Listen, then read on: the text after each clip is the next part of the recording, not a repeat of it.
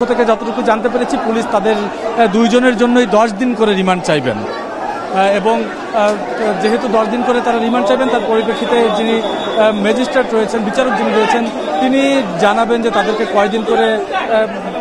তারা কয়দিন করে তাদেরকে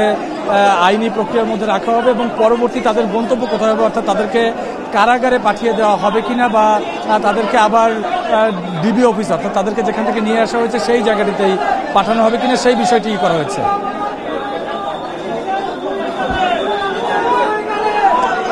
আমরা দেখছি যে এজলাস কক্ষের বাইরে নানান রকম স্লোগান দিচ্ছেন এখানে যারা রয়েছেন তারা, এবং দর্শক আমি জানাচ্ছিলাম যে কিছুক্ষণ আগেই কিন্তু এই সাবেক উপদেষ্টা সালমান এফ রহমান এবং সাবেক আইনমন্ত্রী আনিসুল হককে আদালতে তোলা হয় এবং তাদেরকে ডিবি অফিস থেকে 5:30টার দিকে ডিবি অফিস থেকে তাদেরকে এই জায়গায় এই আদালত প্রাঙ্গণে নিয়ে আসা হয় এবং তাদেরকে ইতোমধ্যে এজলাসে নিয়ে যাওয়া হয়েছে।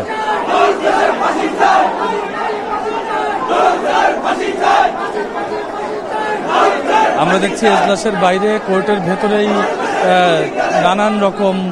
স্লোগান দিচ্ছেন, বিদ্বেষমূলক স্লোগান দেওয়া হচ্ছে।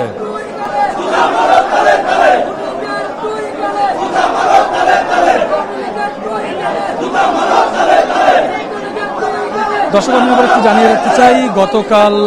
সদরঘাট থেকে গতকাল সন্ধ্যায় ছদ্মবেশে সাবেক উপদেষ্টা সালমান এফ রহমান এবং সাবেক আইনমন্ত্রী আনিসুল হককে আটক করে কোস্টগার্ড এবং বলা হয় যে তারা কোনো একটি জায়গায় পালিয়ে যেতে চাচ্ছিল, তখন গোপন সংবাদের ভিত্তিতে তাদেরকে আটক করা হয় এবং তারপরেই কিন্তু পুলিশ গণমাধ্যম কর্মীদেরকে জানায় যে তাদেরকে গ্রেপ্তার দেখানো হয়েছে এবং বিগত 17 জুলাই নিউ মার্কেট থানায় শিক্ষার্থী হত্যায় দায়ের করা একটি মামলায় তাদের অজ্ঞাতনামা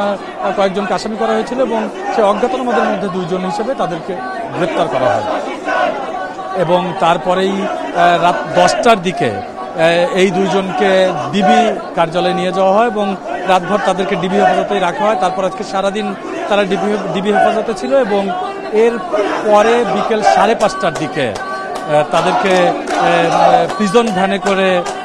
ডিবি অফিস থেকে আদালত প্রাঙ্গণে নিয়ে আসা হয় এবং আদালতের হাজতখানা থেকে কিছুক্ষণ আগে তাদেরকে এজলাসে প্রবেশ করানো হলো এবং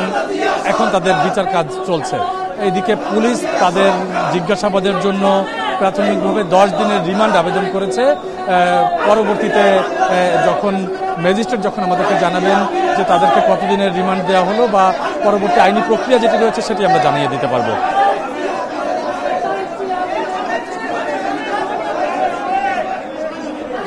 এদিকে এই 2 জনকে আদালতে নিয়ে আসা উপলক্ষে আমরা দেখছি যে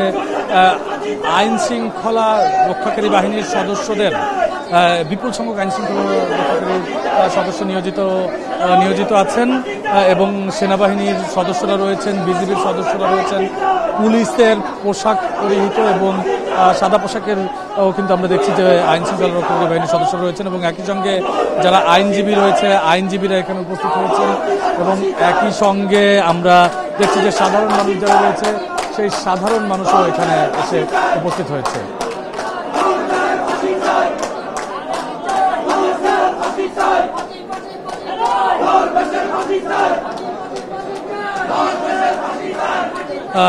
আমরা আদালতের প্রাঙ্গণে এই মুহূর্তে দেখছি যে এজলাসের মধ্যে এই সাবেক উপদেষ্টা সালমান এফ রহমান এবং সাবেক আইনমন্ত্রী আনিসুল হকের বিচার কাজ চলছে।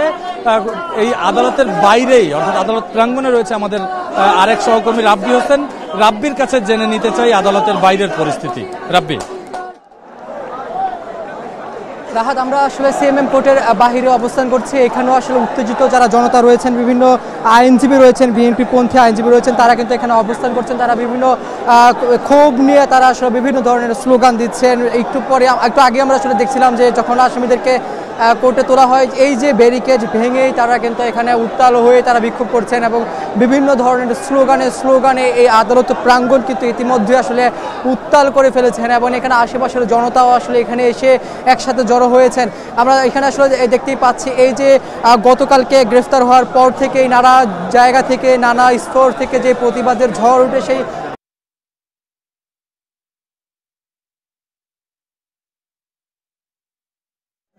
আমি আমার লাইনে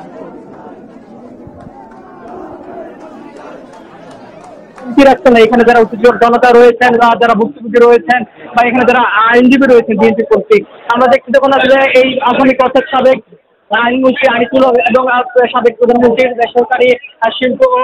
বিনিয়োগ উপদেষ্টা সালমান এফ রহমানকে যখন আদালতে তোলা হয়, ঠিক তখনই কিন্তু এক ধরনের এই উত্তাল ছড়িয়ে পড়ে এবং নানা ধরনের স্লোগান কিন্তু আমরা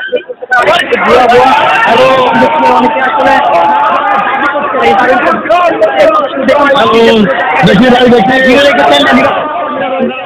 সদস্যরা রয়েছেন, বিজেপির সদস্যরা রয়েছেন, আইন শৃঙ্খলা বাহিনীর সদস্যরা এখানে নিরাপত্তার জন্য আসলে এখানে রয়েছেন। তবে নিরাপত্তা ব্যবস্থা থাকলেও এখানে যারা আইনজীবী রয়েছেন বা যারা এখানে যারা রয়েছেন তারা কিন্তু এখানে এসে স্লোগান তাদের দাবি দাবাগুলো আসলে শেষ করছিল এবং আক্রমণ আসলে বলতেই হয়েছে যারা আইনজীবী আক্রমণাত্মক ভূমিকা পালন করেছেন। তারা আসলে এই সিজন ধ্যান থেকে শুরু করে যারা আপনি রয়েছেন তাদেরকে আসলে নানাভাবে আসলে প্রত্যাখ্যান করে তারা আসলে স্লোগান দিচ্ছিলেন এবং কিন্তু চিত্র আমরা এই আদালত প্রাঙ্গণে দেখেছি। দুপুরের পর থেকে কিন্তু আইনজীবীরা এখানে জড়ো হতে শুরু করেন, তারা এখানে বিক্ষোভ করছেন। আমরা আসলে দেখছি অনেকে আসলে সব ধরনের আশেপাশে যারা মানুষ রয়েছেন তারা কিন্তু এখানে উপস্থিত হয়েছেন এবং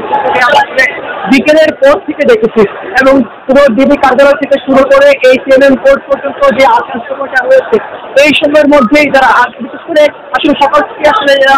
সাধারণ মানুষ যারা রয়েছেন বিভিন্ন গণমাধ্যমের সূত্রে তারা আসলে জানতে পেরেছেন যে এই দুজন আসামিকে তারা আজকে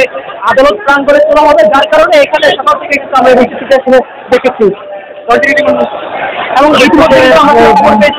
আমরা দেখছি যে আদালত 10 দিনের রিমান্ড মঞ্জুর করেছে সাবেক উপদেষ্টা সালমান এফ রহমান এবং সাবেক আইনজীবী আনিসুল হকের, এবং কিছুক্ষণ আগেই আমরা দেখছিলাম যে তাদেরকে এই এজলাসে তোলা হয় এবং পরবর্তীতে কিন্তু আমরা দেখছিলাম আমরা দেখি যে তাদেরকে বিজ্ঞ আইনজীবী যারা রয়েছে তারাই করছে। এই মুহূর্তে একজন আইনজীবী এখানে বক্তব্য রাখছেন, আমরা একটু কথা বলব। এদের জন্য সবাই কামনা করছে এদের ফাঁসিতে, যাতে ফাঁসির জন্য ফাঁসি চাই, সবাই আমরা ফাঁসি চাই এবং সবাই একটাই চাচ্ছে সারা দেশটাকে বাংলাদেশটাকে সর্বনাশ করে দিয়েছে। আজকে জনগণ সেখানে ফুসে উঠেছে। আপনারা জানেন যে সকল ছাত্ররা জীবন দিয়েছে সেই ছাত্রদের এবং যে সমস্ত ছাত্ররা এখনো পর্যন্ত হসপিটালে জীবন মৃত্যু সন্নিক্ষণে তারা জীবন নিয়ে লড়াই করতেছে, বাঁচবে কি বাঁচবে না, শুধু তাদের সম্মানের দিকে তাকিয়ে আমরা তাদের পক্ষে আমরা আসছি এবং আদালত 10 দিনের রিমান্ড চেয়েছে, আদালত 10 দিন মঞ্জুর করেছে। আমরা তাতে সন্তুষ্ট। আমরা আশা করব এই আসামিদের সর্বোচ্চ সাজা হবে আইনের মাধ্যমে ইনশাআল্লাহ। ভেতরের একজন আইনজীবী বের হয়ে জানাচ্ছিলেন যে পুলিশের পক্ষ থেকে 10 দিনের রিমান্ড চাওয়া হয় এবং যারা সরকার পক্ষের আইনজীবী যারা রয়েছে তারাও 10 দিনের রিমান্ডের আবেদন করেন এবং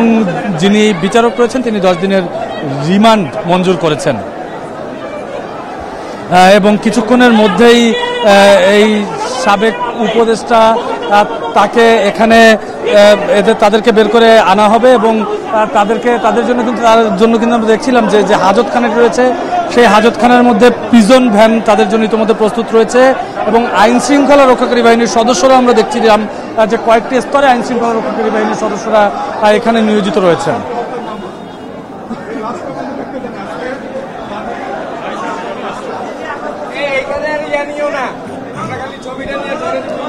সিএমএম কোর্টের 27 নম্বর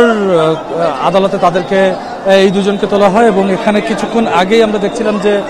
কঠোর নিরাপত্তার মধ্যে দিয়ে তাদেরকে আদালতে তোলা হয় এবং আদালতে তোলার পরে খুব অল্প কিছুক্ষণ কিন্তু শুনানি হয় এবং শুনানি শেষে তাদেরকে 10 দিনের রিমান্ড মঞ্জুর করা হয়েছে এবং আমরা দেখছি যে এই এজলাসের এই কক্ষটি ঘিরেও বিপুল সংখ্যক মানুষের ভিড়, আইনজীবীদের ভিড় রয়েছে এবং যে বাইরের আদালতের বাইরের যে প্রাঙ্গণ রয়েছে আদালতের বাইরেও আমরা দেখছি যে বিপুল সংখ্যক আইন শৃঙ্খলা রক্ষাকারী বাহিনীর সদস্য নিয়োজিত রয়েছে। দর্শক, আমি আবার একটু জানিয়ে রাখতে চাই যে গত 5ই আগস্ট সাবেক প্রধানমন্ত্রী শেখ হাসিনা পদত্যাগ করে পালিয়ে যাবার পরে কিন্তু সাধারণ মানুষদেরকে জানানো হয়েছিল এবং তাদেরকে বিভিন্নভাবে বলা হয়েছিল যে সরকারের যারা মন্ত্রী রয়েছেন, এমপি রয়েছেন তারাও অনেকে দেশ ত্যাগ করেছেন, কিন্তু পরবর্তীতে গতকাল সন্ধ্যার দিকে পুলিশের পক্ষ থেকে জানানো হয় যে প্রধানমন্ত্রীর বেসরকারি শিল্প ও বিনিয়োগ বিষয়ক উপদেষ্টা সালমান এফ রহমান এবং সাবেক আইনমন্ত্রী আনিসুল হক এই দুইজনকে ছদ্মবেশে সদরঘাট থেকে আটক করা হয়েছে। কোস্টগার্ড তাদেরকে আটক করেছে এবং পরবর্তীতে কিন্তু আমরা দেখেছি যে তাদেরকে ডিবি কার্যালয়ে নিয়ে যাওয়া হয় এবং তাদেরকে নিউ মার্কেট থানার একটি মামলায় এই দুইজনকে গ্রেপ্তার দেখায় পুলিশ এবং সেই মামলাটি মূলত হত্যা মামলা। 16ই জুলাই ঢাকা কলেজের একজন শিক্ষার্থী সবুজ আলী তিনি এই কোটা সংস্কারের আন্দোলনের যে সংঘর্ষ হয় সেই সংঘর্ষে তিনি নিহত হন এবং পরবর্তীতে 17 তারিখে তার ভাই নিউ মার্কেট থানায় অজ্ঞাত আসামি করে একটি মামলা করেন। সেই মামলায় এই দুইজনকে গ্রেপ্তার দেখানো হয়েছে।